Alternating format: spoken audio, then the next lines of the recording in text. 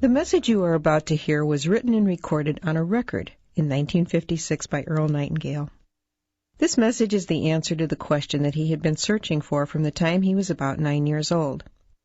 Earl Nightingale had been born in economically depressed times.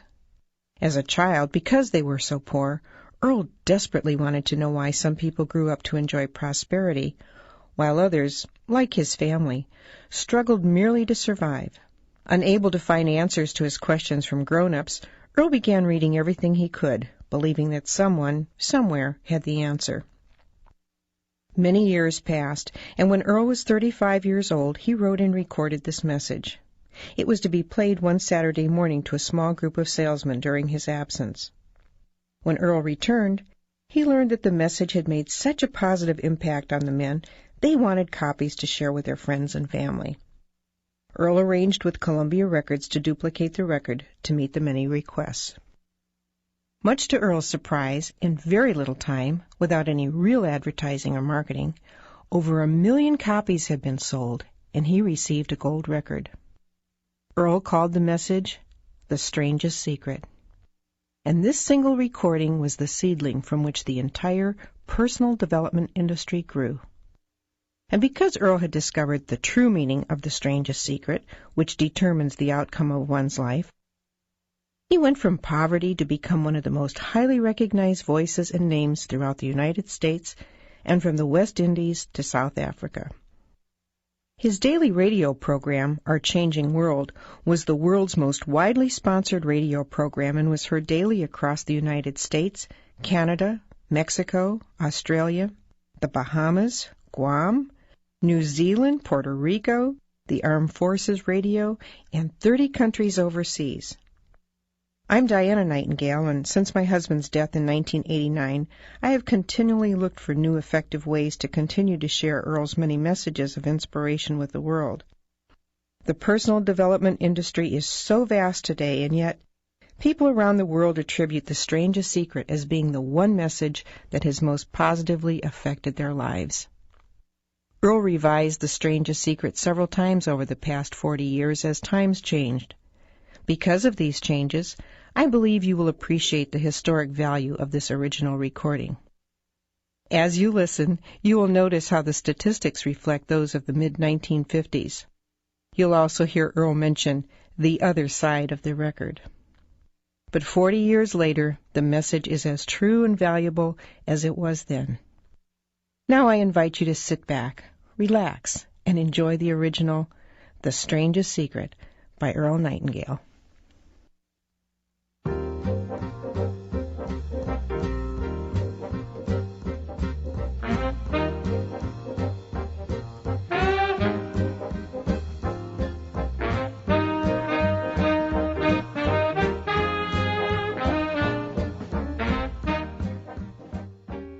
I'd like to tell you about the strangest secret in the world. Not long ago, Albert Schweitzer, the great doctor and Nobel Prize winner, was being interviewed in London, and a reporter asked him, "Doctor, what's wrong with men today?" The great doctor was silent a moment, and then he said, "Men simply don't think." And it's about this that I want to talk with you. We live today in a golden age. This is an era that man has looked forward, dreamed of, and worked toward for thousands of years. But since it's here, we pretty well take it for granted. We in America are particularly fortunate to live in the richest land that ever existed on the face of the earth, a land of abundant opportunity for everyone. But do you know what happens? Let's take 100 men who start even at the age of 25. Do you have any idea what will happen to those men by the time they're 65? These 100 men who all start even at the age of 25 believe they're going to be successful. If you asked any one of these men if he wanted to be a success, he'd tell you that he did. And you'd notice that he was eager toward life, that there was a certain sparkle to his eye, an erectness to his carriage, and life seemed like a pretty interesting adventure to him. But by the time they're 65, 1 will be rich, 4 will be financially independent, 5 will still be working, 54 will be broke. Now think a moment. Out of the 100, only 5 make the grade. Why do so many fail? What has happened to the sparkle that was there when they were 25? What's become of the dreams, the hopes, the plans? And why is there such a large disparity between what these men intended to do and what they actually accomplished. When we say about 5% achieve success, we have to define success. And here's the definition. Success is the progressive realization of a worthy ideal. If a man is working toward a predetermined goal and knows where he's going, that man is a success. If he's not doing that, he's a failure. Success is the progressive realization of a worthy ideal. Rollo May, the distinguished psychiatrist, wrote a wonderful book called Man's Search for Himself. And in this book he says, the opposite of courage in our society is not cowardice, it is conformity. And there you have the trouble today. It's conformity. People acting like everyone else, without knowing why, without knowing where they're going. Now think of it. In America right now, there are over 14 million people 65 years of age and over, and about 13 million of these 14 million are broke. They're dependent on someone else for life's necessities. Now, we learn to read by the time we're 7. We learn to make a living by the time we're 25. Usually, by that time, we're not only making a living, we're supporting a family. And yet, by the time we're 65, we haven't learned how to become financially independent in the richest land that has ever been known. Why? We conform. And the trouble is that we're acting like the wrong percentage group, the 95% who don't succeed. Now, why do these people conform? Well, they don't know, really. These people believe that their lives are shaped by circumstances, by things that happen to them, by exterior forces. They're outer-directed people. A survey was made one time that covered a lot of men, working men, and these men were asked this question. Why do you work? Why do you get up in the morning? 19 out of 20 had no idea. If you ask them, they'll say, everyone goes to work in the morning. And that's the reason they do it, because everyone else is doing it. Now let's get back to our definition of success. Who succeeds? The only man who succeeds is the man who is progressively realizing a worthy ideal.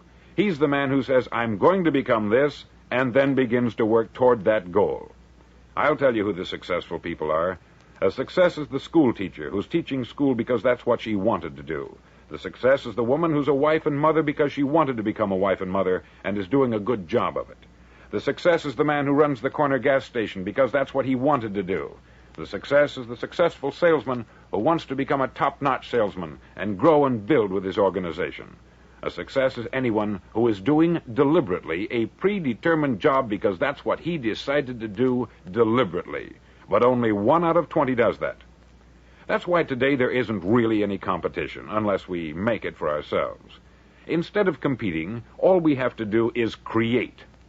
Now, for 20 years, I looked for the key which would determine what would happen to a human being. Was there a key I wanted to know which would make the future a promise that we could foretell to a large extent? Was there a key that would guarantee a person's becoming successful if he only knew about it and knew how to use it? Well, there is such a key, and I've found it. Have you ever wondered why so many men work so hard and honestly without ever achieving anything in particular, and others don't seem to work hard and yet seem to get everything? They have the magic touch. You've heard them say that about someone. Everything he touches turns to gold. And have you ever noticed that a man who becomes successful tends to continue to become successful, and on the other hand, have you noticed how a man who is a failure tends to continue to fail? It's because of goals. Some of us have them, some don't. People with goals succeed because they know where they're going. Now think of a ship leaving a harbor, and think of it with the complete voyage mapped out and planned. The captain and crew know exactly where it's going and how long it will take. It has a definite goal. 9,999 times out of 10,000, it will get to where it started out to get. Now let's take another ship, just like the first, only let's not put a crew on it, or a captain at the helm. Let's give it no aiming point, no goal, no destination. We just start the engines and let it go. I think you'll agree with me that if it gets out of the harbor at all, it will either sink or wind up on some deserted beach a derelict. It can't go any place because it has no destination and no guidance. It's the same with a human being. Take the salesman, for example. There is no other person in the world today with the future of a good salesman. Selling is the world's highest paid profession, if we're good at it and if we know where we're going. Every company needs top-notch salesmen, and they reward those men. The sky is the limit for them. But how many can you find? Someone once said, the human race is fixed, not to prevent the strong from winning, but to prevent the weak from losing. The American economy today can be likened to a convoy in time of war. The entire economy is slowed down to protect its weakest link, just as the convoy had to go at the speed that would permit its slowest vessel to remain in formation. That's why it's so easy to make a living today. It takes no particular brains or talent to make a living and support a family today. So we have a plateau of so-called security, if that's what a person's looking for. But we do have to decide how high above this plateau we want to aim for. Now let's get back to the strangest secret in the world, the story that I wanted to tell you today. Why do men with goals succeed in life and men without them fail? Well, let me tell you something which, if you really understand it, will alter your life immediately. If you understand completely what I'm going to tell you from this moment on, your life will never be the same again. You'll suddenly find that good luck just seems to be attracted to you. The things you want just seem to fall in line.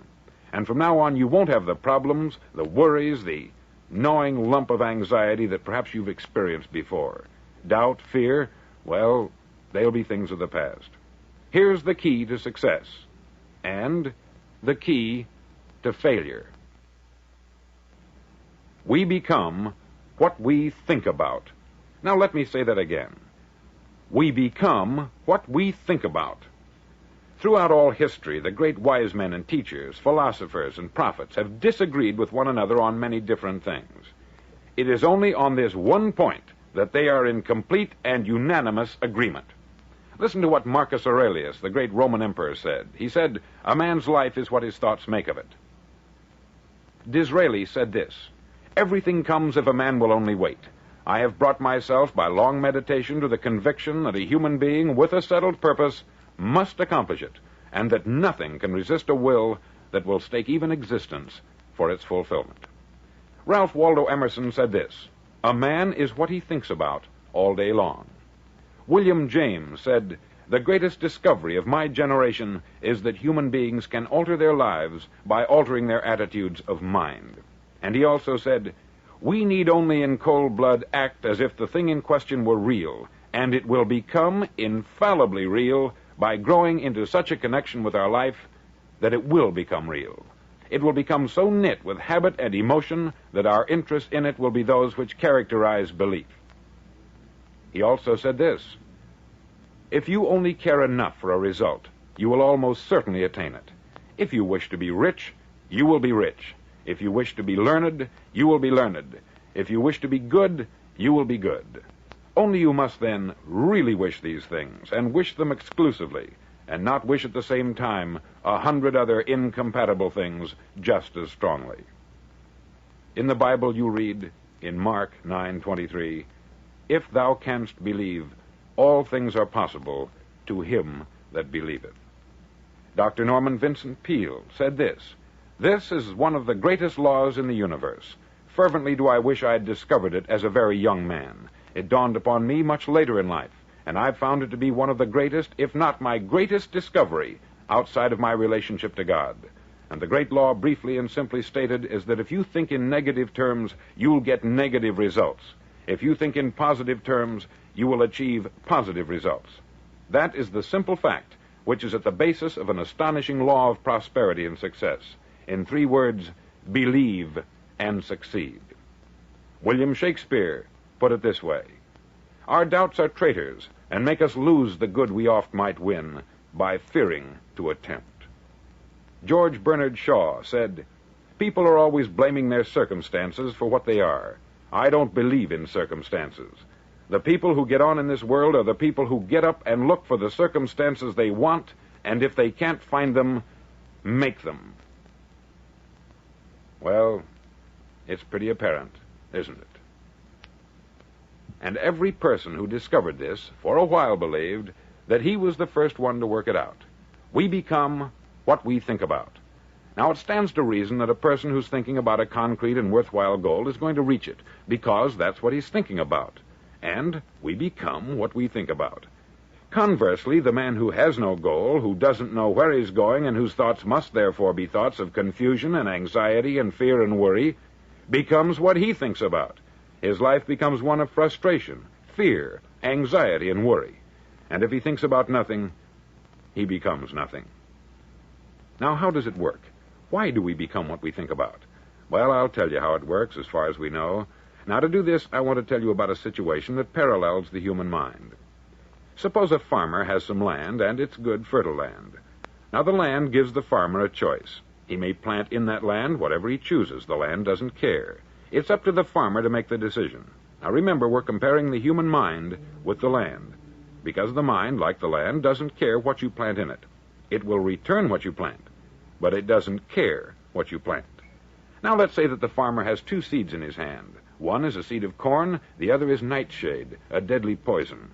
He digs two little holes in the earth, and he plants both seeds, one corn, the other nightshade. He covers up the holes, waters, and takes care of the land, and what will happen? Invariably, the land will return what is planted. As it's written in the Bible, as ye sow, so shall ye reap. Remember, the land doesn't care. It will return poison in just as wonderful abundance as it will corn. So up come the two plants, one corn, one poison. Now, the human mind is far more fertile, far more incredible and mysterious than the land, but it works the same way. It doesn't care what we plant. Success, failure. A concrete, worthwhile goal, or confusion, misunderstanding, fear, anxiety, and so on. But what we plant, it will return to us. You see, the human mind is the last great unexplored continent on the earth. It contains riches beyond our wildest dreams. It will return anything we want to plant. Now, you might say, well, if that's true, why don't people use their minds more? Well, I think they've figured out an answer to that, too. Our mind comes as standard equipment at birth. It's free, and things that are given to us for nothing we place little value on. Things that we pay money for, we value. The paradox is that exactly the reverse is true. Everything that's really worthwhile in life came to us free. Our mind, our soul, our body, our hopes, our dreams, our ambitions, our intelligence, our love of family and children and friends. All these priceless possessions are free, but the things that cost us money are actually very cheap and can be replaced at any time. A good man can be completely wiped out and make another fortune. He can do that several times. Even if our home burns down, we can rebuild it, but the things we got for nothing, we can never replace. The human mind isn't used merely because we take it for granted. Familiarity breeds contempt. It can do any kind of job we assign to it, but generally speaking, we use it for little jobs instead of big, important ones. Universities have proved that most of us are operating on about 10% of our abilities. Decide now, what is it you want? Plant your goal in your mind. It's the most important decision you'll ever make in your entire life. Do you want to be an outstanding salesman, a better worker at your particular job? Do you want to go places in your company, in your community? All you've got to do is plant that seed in your mind. Care for it. Work steadily toward your goal, and it will become a reality. It not only will, there's no way that it cannot. You see, that is a law, like the laws of Sir Isaac Newton, the laws of gravity. If you get on top of a building and jump off, you'll always go down. You'll never go up. And it's the same with all the other laws of nature. They always work. They're inflexible. Think about your goal in a relaxed, positive way. Picture yourself in your mind's eye as having already achieved this goal. See yourself doing the things you will be doing when you've reached your goal. Ours has been called the phenobarbital age, the age of ulcers and nervous breakdowns. At a time when medical research has raised us to a new plateau of good health and longevity, far too many of us worry ourselves into an early grave trying to cope with things in our own little personal ways, without learning a few great laws that will take care of everything for us. These things we bring on ourselves through our habitual way of thinking. Every one of us is the sum total of his own thoughts. He is where he is because that is exactly where he really wants to be, whether he'll admit that or not. Each of us must live off the fruit of his thoughts in the future, because what you think today and tomorrow, next month and next year, will mold your life and determine your future. You're guided by your mind. I remember one time I was driving through Arizona, and I saw one of those giant earth-moving machines roaring along the road at about 35 miles an hour with what looked like 20 tons of dirt in it, a tremendous, incredible machine, and there was a little man perched way up on top with the wheel in his hands guiding it. And as I drove along, I was struck by the similarity of that machine to the human mind. Just suppose you're sitting at the controls of such a vast source of energy. Are you going to sit back and fold your arms and let it run itself into a ditch? Or are you going to keep both hands firmly on the wheel and control and direct this power to a specific worthwhile purpose. It's up to you. You're in the driver's seat. You see, the very law that gives us success is a two-edged sword. We must control our thinking. The same rule that can lead a man to a life of success, wealth, happiness, and all the things he's ever dreamed of for himself and his family, that very same law can lead him into the gutter. It's all in how he uses it, for good or for bad. This is the strangest secret in the world. Now, why do I say it's strange, and why do I call it a secret? Actually, it isn't a secret at all. It was first promulgated by some of the earliest wise men, and it appears again and again throughout the Bible. But very few people have learned it, understand it. That's why it's strange, and why, for some equally strange reason, it virtually remains a secret. I believe that you could go out and walk down the main street of your town and ask one man after another what the secret of success is, and you probably wouldn't run into one man in a month who could tell you. Now, this information is enormously valuable to us if we really understand it and apply it. It's valuable to us not only for our own lives, but the lives of those around us, our family, employees, associates, and friends. Life should be an exciting adventure. It should never be a bore. A man should live fully, be alive. He should be glad to get out of bed in the morning. He should be doing a job he likes to do because he does it well. One time I heard Grove Patterson make a speech, the editor-in-chief of the Toledo Daily Blade, and as he concluded his speech, he said something that I've never forgotten. He said something like this: "My years in the newspaper business have convinced me of several things, among them that people are basically good, and that we came from someplace, and we're going someplace. So we should make our time here an exciting adventure. The architect of the universe didn't build a stairway leading nowhere." And the greatest teacher of all, the carpenter from the plains of Galilee, gave us the secret time and time again. As ye believe, so shall it be done unto you.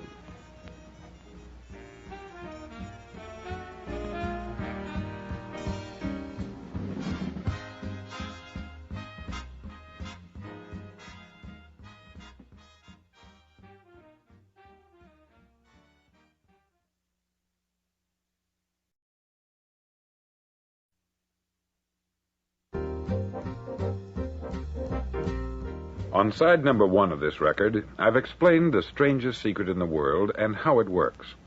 Now, on this side, I want to explain how you can prove to yourself the enormous returns possible in your own life by putting this secret to a practical test. I want you to make a test that will last 30 days. Now, it isn't going to be easy. If you'll give it a good try, it will completely change your life for the better. Back in the 17th century, Sir Isaac Newton, the English mathematician and natural philosopher, gave us some natural laws of physics which apply as much to human beings as they do to the movement of bodies in the universe.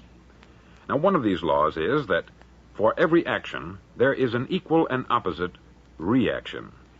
Simply stated, as it applies to you and me, it means we can achieve nothing without paying the price. The results of your 30-day experiment will be in direct proportion to the effort you put forth. To be a doctor, you must pay the price of long years of difficult study.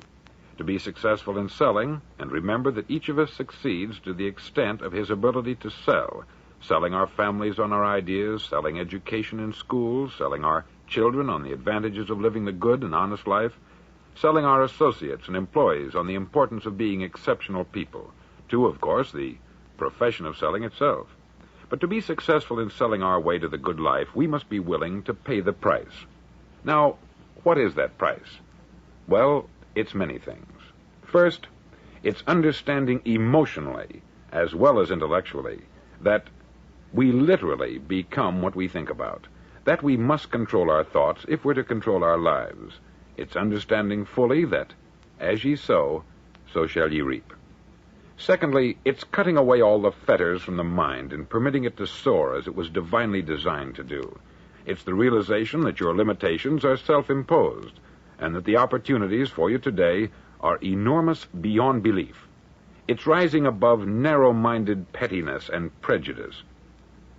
Thirdly, to use all your courage to force yourself to think positively on your own problem, to set a definite and clearly defined goal for yourself, to let your marvelous mind think about your goal from all possible angles, to let your imagination speculate freely upon many different possible solutions, to refuse to believe there are any circumstances sufficiently strong to defeat you in the accomplishment of your purpose, to act promptly and decisively when your course is clear, and to keep constantly aware of the fact that you are, at this moment, standing in the middle of your own acre of diamonds, as Russell Conwell used to point out. Fourth, save at least 10% of what you earn. It's also remembering that no matter what your present job, it has enormous possibilities if you're willing to pay the price. Now let's just go over the important points in the price each of us must pay to achieve the wonderful life that can be ours. It is, of course, worth any price. 1, you will become what you think about. 2, remember the word imagination. Let your mind soar. 3, courage. Concentrate on your goal every day. 4, save 10% of what you earn. And action. Ideas are worthless unless we act on them. Now I'll try to outline the 30-day test I want you to make. Now keep in mind that you have nothing to lose by making this test, and everything you could possibly want to gain. There are 2 things that may be said of everyone. Each of us wants something, and each of us is afraid of something. I want you to write on a card what it is you want more than anything else. It may be more money. Perhaps you'd like to double your income or make a specific amount of money. It may be a beautiful home. It may be success at your job. It may be a particular position in life. It could be a more harmonious family. Each of us wants something. Write down on your card specifically what it is that you want. Make sure it's a single goal and clearly defined. You needn't show it to anyone, but carry it with you so that you can look at it several times a day. Think about it in a cheerful, relaxed, positive way each morning when you get up, and immediately you have something to work for, something to get out of bed for, something to live for. Look at it every chance you get during the day and just before going to bed at night. As you look at it, remember that you must become what you think about, and since you're thinking about your goal, you realize that soon it will be yours. In fact, it's yours really the moment you write it down and begin to think about it. Look at the abundance all around you as you go about your daily business. You have as much right to this abundance as any other living creature. It's yours for the asking. Now we come to the difficult part. Difficult because it means the formation of what is probably a brand new habit, and new habits are not easily formed. Once formed, however, it'll follow you for the rest of your life. Stop thinking about what it is you fear. Each time a fearful or negative thought comes into your consciousness, replace it with a mental picture of your positive and worthwhile goal. There will come times when you will feel like giving up. It's easier for a human being to think negatively than positively. That's why only 5% are successful. You must begin now to place yourself in that group. For 30 days, you must take control of your mind. It will think only about what you permit it to think. Each day for this 30-day test, do more than you have to do. In addition to maintaining a cheerful, positive outlook, give of yourself more than you've ever done before. Do this knowing that your returns in life must be in direct proportion to what you give. The moment you decide on a goal to work toward, you're immediately a successful person. You're then in that rare and successful category of people who know where they're going. Out of every 100 people, you belong to the top 5. Don't concern yourself too much with how you're going to achieve your goal. Leave that completely to a power greater than yourself. All you have to do is know where you're going. The answers will come to you of their own accord. Remember these words from the Sermon on the Mount, and remember them well. Keep them constantly before you this month of your test. Ask, and it shall be given you.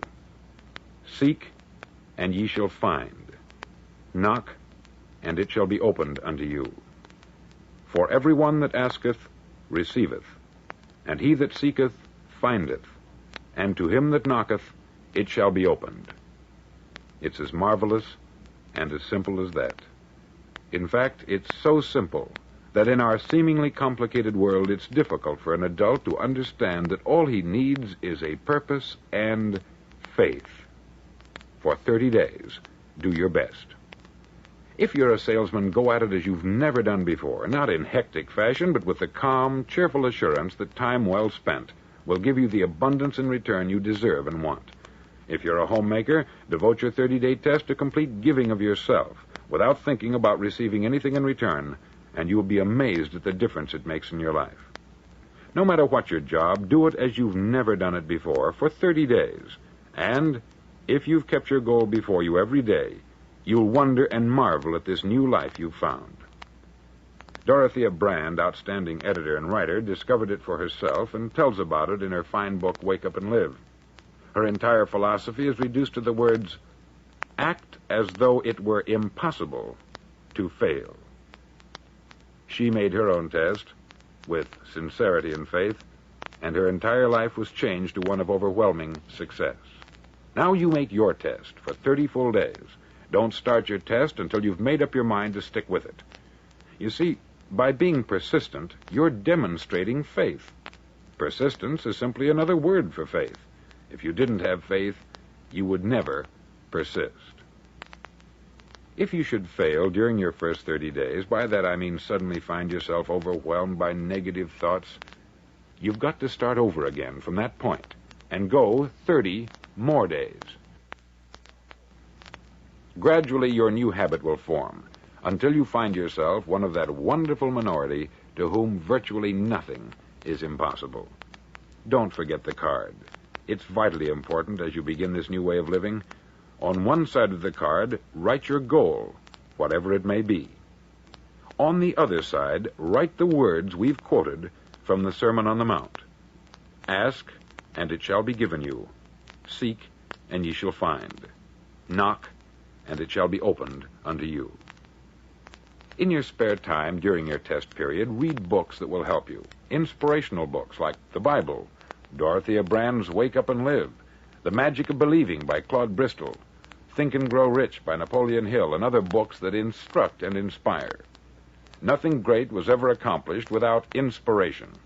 See that during these crucial first 30 days, your own inspiration is kept at a peak. Above all, don't worry. Worry brings fear, and fear is crippling. The only thing that can cause you to worry during your test is trying to do it all yourself. Know that all you have to do is hold your goal before you. Everything else will take care of itself. Remember also to keep calm and cheerful. Calm and cheerful. Don't let petty things annoy you and get you off course. Now, since making this test is difficult, some may say, well, why should I bother? Well, look at the alternative. No one wants to be a failure. No one really wants to be a mediocre individual. No one wants a life constantly filled with worry, fear, and frustration. Therefore, remember that you must reap that which you sow. If you sow negative thoughts, your life will be filled with negative things. If you sow positive thoughts, your life will be cheerful, successful, and positive. Now, gradually, you will have a tendency to forget what you've heard on this record. Play it often. Keep reminding yourself of what you must do to form this new habit. Gather your whole family about and listen to what's been said here at regular intervals. You know, most men will tell you that they want to make money without understanding the law. The only people who make money work in the mint. The rest of us must earn money. This is what causes those who keep looking for something for nothing or a free ride to fail in life. The only way to earn money is by providing people with services or products which are needed and useful. We exchange our product or service for the other man's money. Therefore, the law is that our financial return will be in direct proportion to our service. Success is not the result of making money. Making money is the result of success. And success is in direct proportion to our service. Most people have this law backwards. They believe that you're successful if you earn a lot of money. The truth is that you can only earn money after you're successful. It's like the story of the man who sat in front of the stove and said to it, "Give me heat, and then I'll add the wood." How many men and women do you know, or do you suppose there are today, who take the same attitude toward life? There are millions. We've got to put the fuel in before we can expect heat. Likewise, we've got to be of service first before we can expect money. Don't concern yourself with the money. Be of service. Build, work, dream, create. Do this, and you'll find there's no limit to the prosperity and abundance that will come to you. Prosperity is founded upon a law of mutual exchange. Any person who contributes to prosperity must prosper in turn himself. Sometimes the return will not come from those you serve, but it must come to you from someplace, for that is the law.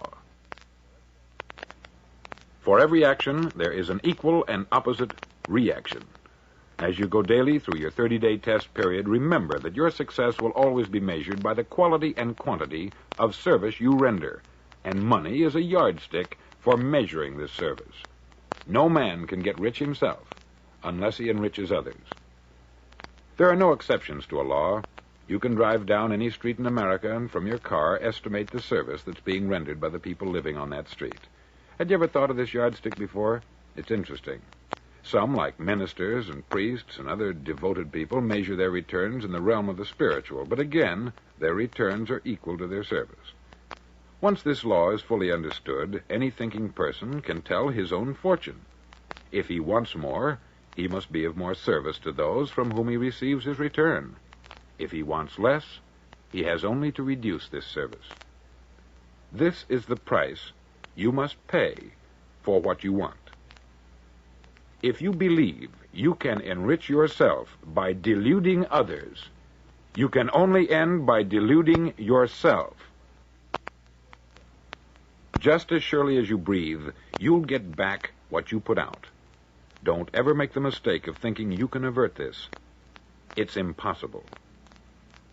The prisons and the streets where the lonely walk are filled with people who tried to make new laws just for themselves. We may avoid the laws of man, but there are greater laws that cannot be broken.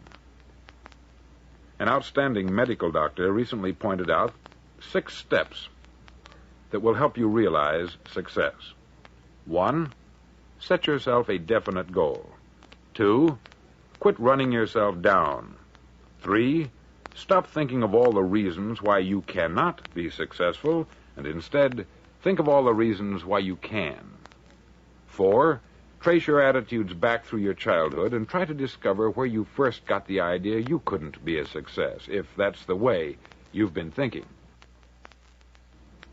5, change the image you have of yourself by writing out a description of the person you would like to be.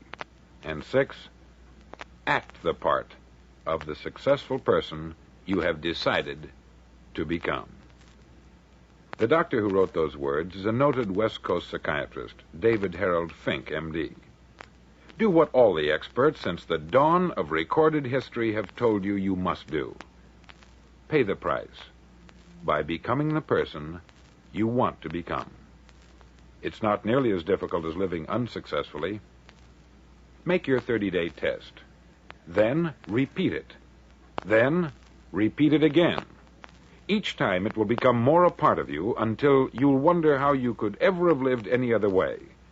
Live this new way, and the floodgates of abundance will open and pour over you more riches than you may have dreamed existed. Money? Yes, lots of it. But what's more important, you'll have peace.